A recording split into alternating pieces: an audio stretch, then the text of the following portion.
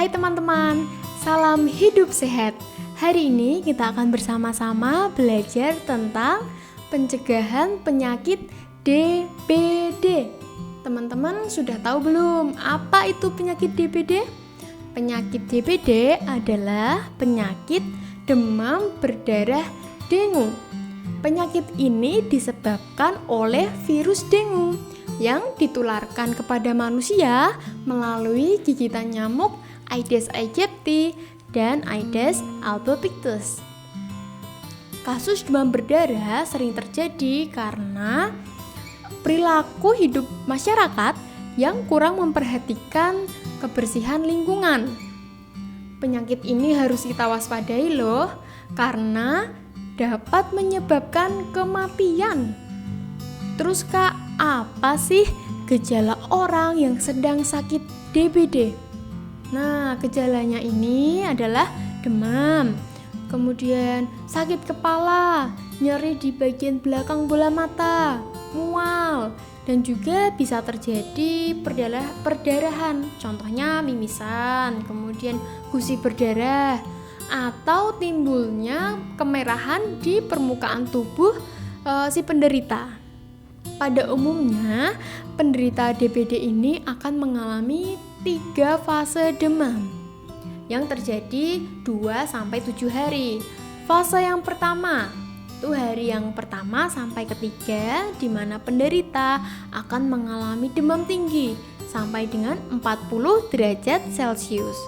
Lalu fase yang kedua, penderita akan mengalami turunnya demam sampai dengan 37 derajat Celcius.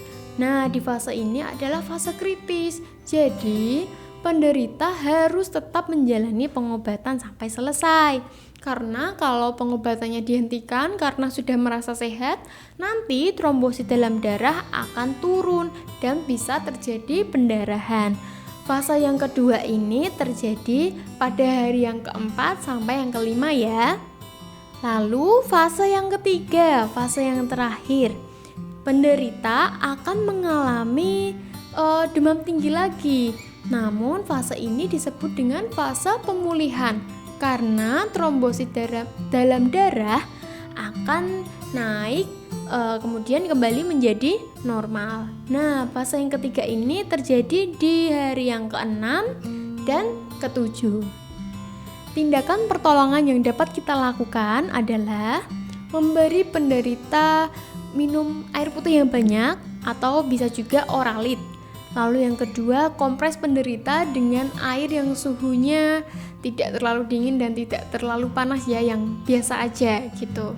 Lalu yang ketiga, segera bawa penderita ke dokter supaya si penderita itu bisa tertangani oleh dokter, mendapat penanganan medis yang maksimal. Teman-teman, penyakit atau wabah DBD ini akan meningkat saat pertengahan musim hujan.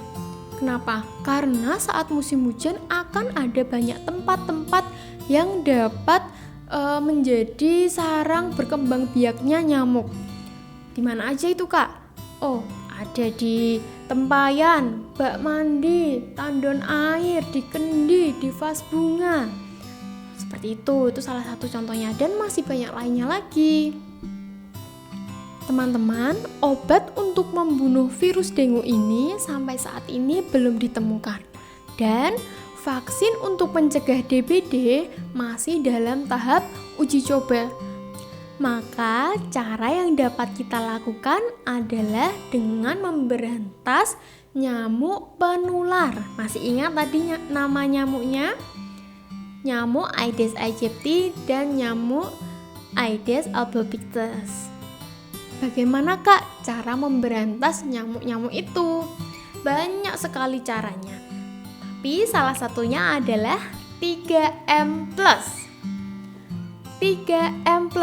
M yang pertama, menguras. Menguras ini adalah kegiatan membersihkan atau menguras tempat-tempat yang sering menjadi tempat penampungan air. Tadi sudah disebutkan ya, banyak sekali contohnya.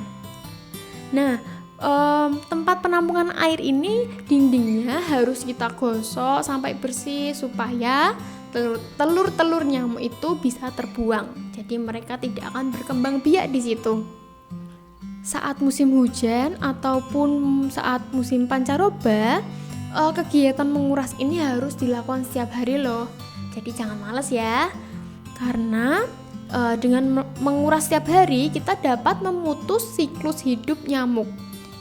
Siklus hidup nyamuk ini bisa bertahan sampai 6 bulan di tempat yang kering. Cukup lama kan? M yang kedua adalah menutup. Menutup ini merupakan kegiatan menutup rapat-rapat tempat-tempat penampungan air. Selain itu, kegiatan menutup ini juga dapat diartikan sebagai kegiatan mengubur barang-barang bekas ke dalam tanah. Jadi, barang-barang bekas itu tidak akan mengotori lingkungan dan tidak akan menjadi tempat bersarang atau berkembang biaknya nyamuk. Menutup ini juga dapat diartikan sebagai kegiatan mengubur barang bekas ke dalam tanah, sehingga barang-barang bekas tersebut tidak mengotori lingkungan sekitar kita dan tidak menjadi tempat bersarangnya atau berkembang biaknya nyamuk. Lalu yang M yang ketiga adalah memanfaatkan kembali limbah barang bekas yang bernilai ekonomis. Jadi kita bisa mendaur ulang barang-barang bekas. Itu dia 3M. Lalu plusnya apa, Kak? Nah, yang dimaksud plus di sini adalah upaya pencegahan tambahan. Kak Selvi akan sebutkan ya. Memelihara ikan pemakan jentik nyamuk, menggunakan obat anti nyamuk, memasang kawat kasa pada jendela atau ventilasi rumah. Kemudian bergotong royong membersihkan lingkungan, memeriksa tempat-tempat penampungan air, meletakkan pakaian bekas pakai di wadah yang tertutup, memberikan larvasida pada penampungan air yang susah dikuras, lalu memperbaiki saluran dan talang air yang tidak lancar. Dan yang terakhir adalah menanam tanaman pengusir nyamuk. Bulan lalu, PPA sudah membagikan bubuk ABT kepada setiap anak. Semua sudah terima kan? Nah, itu bisa digunakan untuk memberantas nyamuk. Penggunaan bubuk ABT itu harus dilakukan oleh orang dewasa. Jadi, teman-teman boleh minta pendampingan orang tua. Nah, teman-teman, di sini Kak Selvi mengajak kita semua untuk bersama-sama menjaga kebersihan lingkungan. Salah satunya dengan melakukan 3M+, supaya kita terhindar dari segala jenis penyakit, terutama penyakit DBD. Demikian pembelajaran kita hari ini. Sampai jumpa di pertemuan selanjutnya. Thank you and God bless you.